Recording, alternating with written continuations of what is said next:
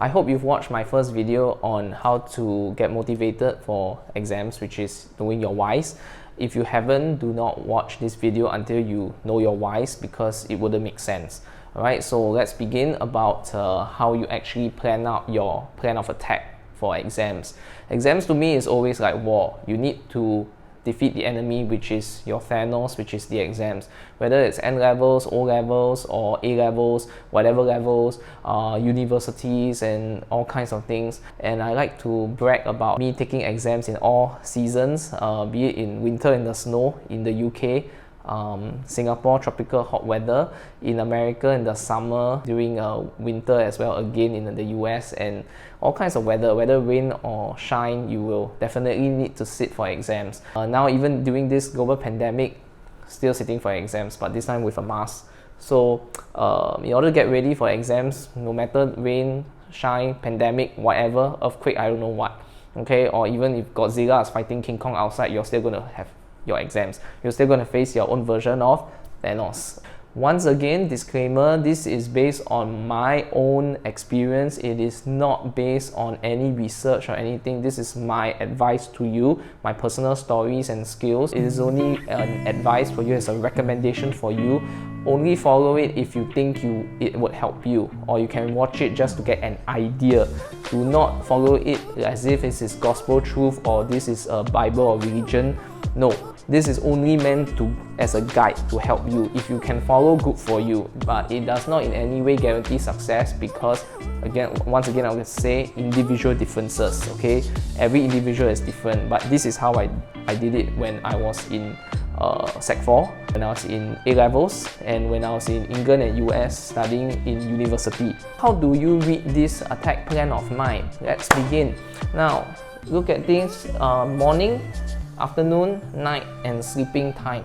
Okay, one more time: morning 6 hours, because we have 24 hours a day, so 6 hours in the morning, approximately 6 hours in the afternoon, approximately 6 hours at night, and approximately 6 hours of sleep. Okay, let's start with sleep first. I recommend 7 hours of sleep minimally, because at your age, as long as you're studying, you should have enough sleep. If you don't have enough sleep, you cannot function well. You really need to have approximately minimum 7 hours. Okay, in English terms, die. If you really cannot, then 6 hours, but no less than that. If you have less than 6 hours, it is a no-go. Your brain cannot function, especially for maths, especially for humanities, where a lot of memorizing, a lot of careless mistake might actually happen because of a lack of sleep. Lack of sleep means very, very bad performance, because you cannot perform at your optimum. You are not at your prime. Basically, you're not at Optimus Prime. Okay, you're not the best of a transformer. Okay, so basically, you're not performing at your best. You need to have at least 6 to 7 hours of sleep. My personal preference, 7 hours of sleep. Okay, at your age especially, as long as you're taking exams.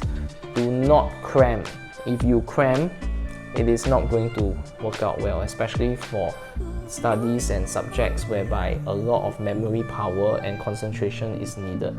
Just a word of advice based on my experience. Okay, the next thing is going to the morning for school days. Now, because you have school, you basically spend the bulk of the morning in school. So be it 7:45, 7:30 a.m. after you sing the national anthem, taken the pledge, taken your temperature, whatever, and after that you spend the whole morning in school. By the time you reach home, probably, I'm just giving an approximate 4 p.m, 5 p.m, right? So let's say you reach home at about 4 p.m, you need to take a nap because it's so tiring commuting, traveling from school in the public transport.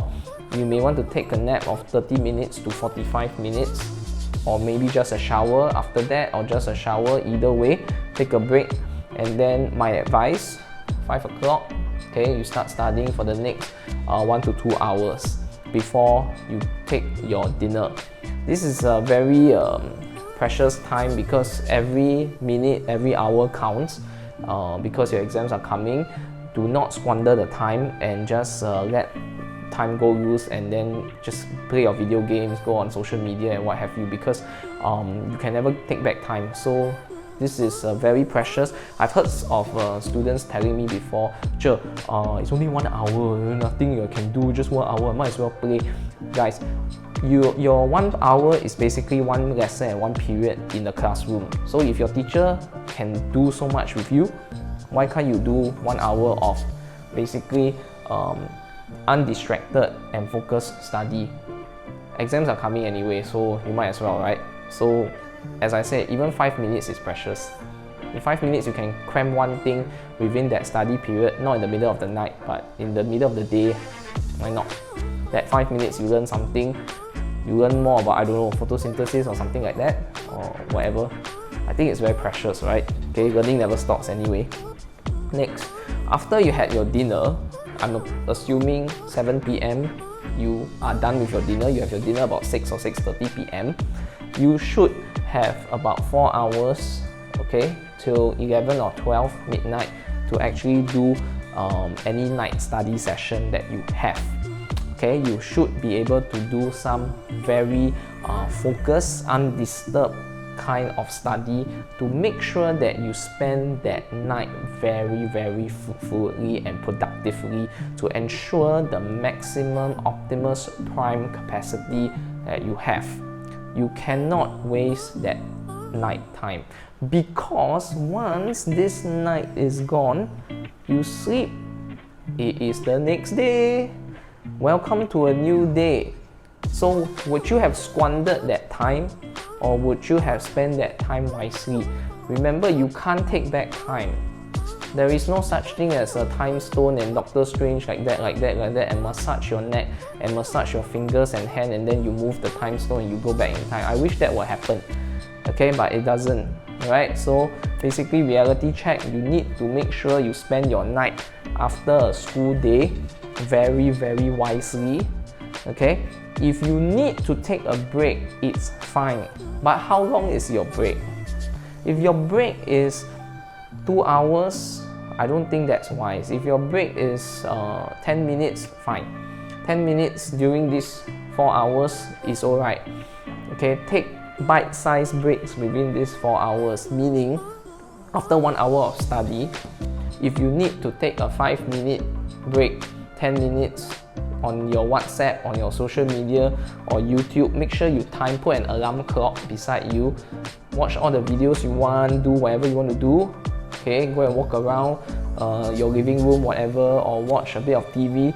After that 10 minutes is up, okay, you must switch off that phone or social media. You must go and hit the books again, hit your notes again. Okay, because time will just keep running, time will just keep moving, and if you miss it, you miss it. Okay, so if you need to get a chocolate or something, get a biscuit, drink some water, something like that, go ahead. Alright, okay, so let's go on. So the same thing for Tuesday, Thursday, Wednesday and Friday. Okay, you need to maintain this kind of discipline as long as it's a school day.